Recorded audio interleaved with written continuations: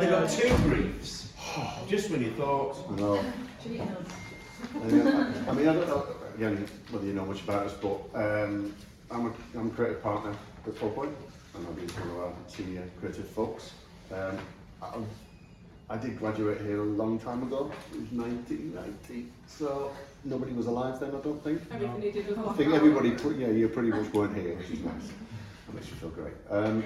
But we largely work in the B2B space, so it's not the kind of consumer type market. We work in all sorts of different industries like tech industries, defence industries, energy and nuclear. So it's stuff that you probably wouldn't see a lot of, but it's incredibly challenging and it's really kind of interesting work and varied and complex.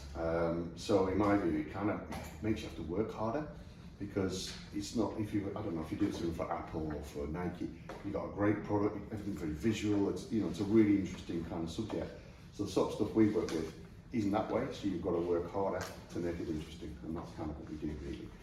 And we always have much fun doing these briefs, because we very rarely go into our world, do we? We sort of use this as an excuse to get out of it. You couldn't do that in a 2-month brief. No, so it's quite nice for us that we get the opportunity to do it. We've done it for quite a few years now, and we always do 3, because we work with Oldham as well, which is basically the same sort of structure of course, and we know Ben and Suzanne over there. So you're chatting to them tomorrow, aren't you, to present those 3 briefs. But Andy decided to pick 2 of us today, so. So we'll walk through it. So Abby's going to do one, and I'll do the next one. Okay. So, what do you think of when you hear the words pollution, climate change, environmental crisis? What are the things that immediately spring to mind?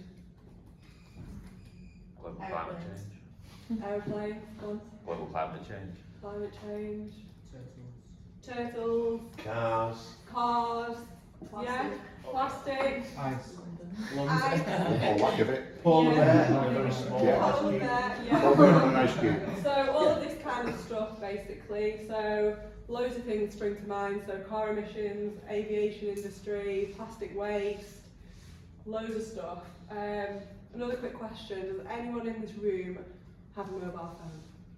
Yeah. Does anyone not have a mobile That's phone? probably an easy question to ask, Does anyone not have a mobile phone? Does anybody have an old mobile phone in a drawer? Yeah.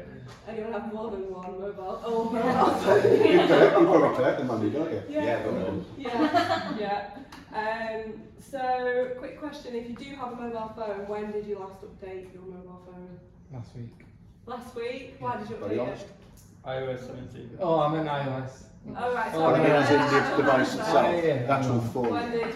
who was the last person to get a new mobile phone? I got a new one a few months ago Why did you get a new one? because I dropped my old one down the stairs. There you go. That's yeah. Okay.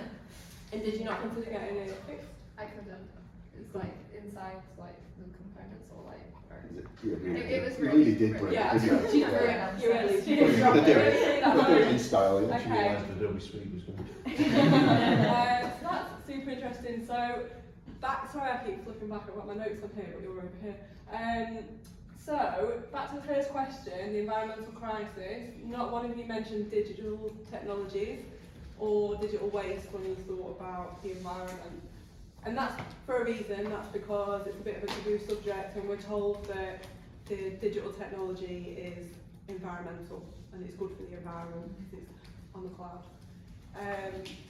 But digital technologies actually produce a lot more waste than you imagine, and they're actually one of the most intensive technologies on the planet, causing 99.9% waste. Digital waste is a huge contributor to the environmental crisis, but it's rarely talked about. So the waste is caused by lots of different things, but the main thing is the mining for the materials used to produce the technology itself. So thousands of tons of carbon and many dangerous materials are used. 80% of a mobile phone's waste, for example, the waste is actually produced before you as a consumer even touch it. So before you've even bought that phone, 80% of its waste in its lifetime has already been produced just because of the way it's been manufactured.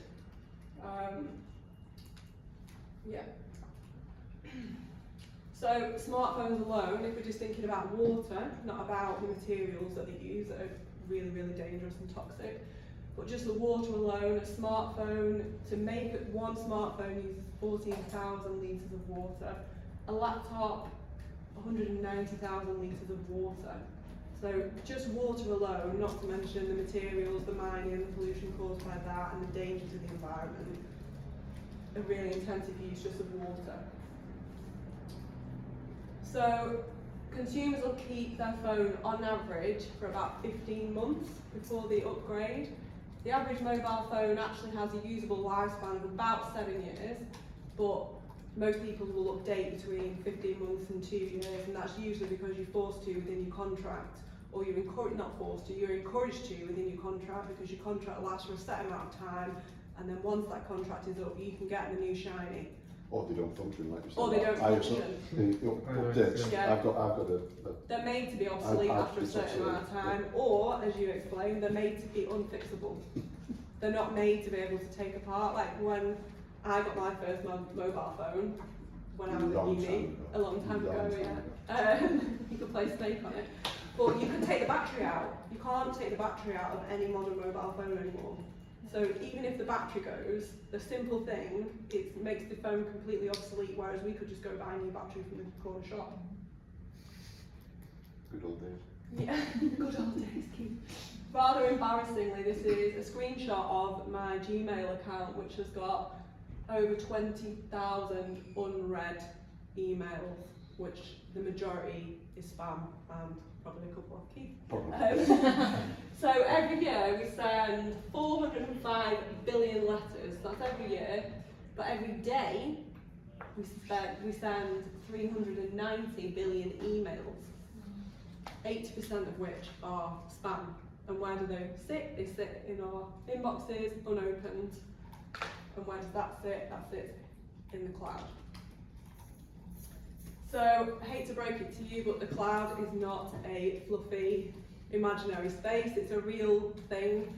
It's very, very intensive on the environment in terms of the amount of energy it uses to cool it, the amount of water. So, a typical data centre uses anywhere from 500,000 litres to 5 million litres of water every day. That's just to cool it. Never mind the electricity to run it. Never mind all the mining to create the tech that sits in it. Never mind the building of the actual centre. So the cloud is not free, and it's certainly not environmentally friendly. So we would have to plant 32 billion trees every single year to deal with the pollution caused by unopened email attachments alone. That's not to mention the active emails that we actually need that are purposeful. That's just spam. We're told that digital is better for the environment, but it is not strictly true. The internet contributes the same amount of carbon emissions as the aviation industry, but nobody ever talks about it. So there's lots and lots to consider when we think about digital waste and e-waste. This is a really nice summary from Music Magpie, if I can get this to work.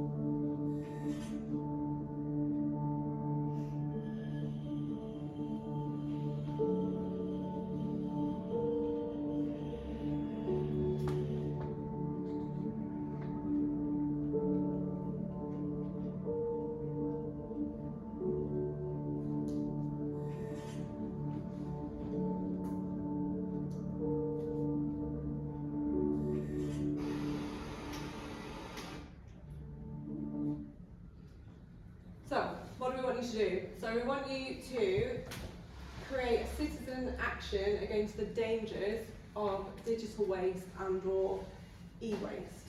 So we've got some good examples of how this could look. I'm not going to play them all because I'm conscious of time.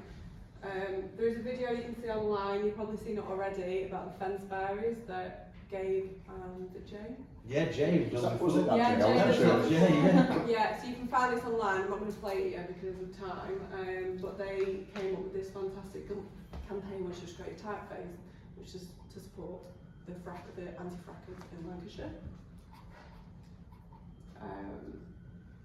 So this was, I'll try and play this one for you. This was about the trash islands. In the Pacific Ocean, there is so much plastic, an area the size of France has formed.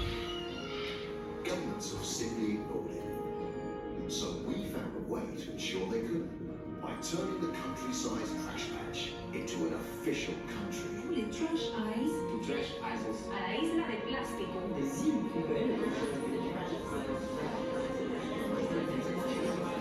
Introducing the Trash Isles. On World Oceans Day, the Plastic Oceans Foundation and Landmine submitted an application to the United Nations to recognise the Trash Isles as an official country, because under the laws of the UN, other countries are then obliged to clean it up. Declare the part of the ocean where all the trash is gathered for plastic trash isles. Has the petition been received, and what's your take on I it? think it's a very innovative and creative way to bring attention to a problem that is often not seen. Having met the criteria to become a country, the Trash Isles began recruiting citizens online. In the first few weeks, we had more citizens than some countries. The Trash Isles had everything an official country needs. A currency called debris, a passport for new citizens, and a national flag. We even had big name celebrities signing up. I think this is the first honorary citizenship I've had from any emerging nation. Thank you very much. Trash Isles citizenship. Trash Isles, Trash Isles. Some even took on official roles. I'm Jimmy Gates, the Trash House Queen. Only the best secretary of defense that I met. With over 200,000 citizens, 50 billion video views, and 500 million people reached.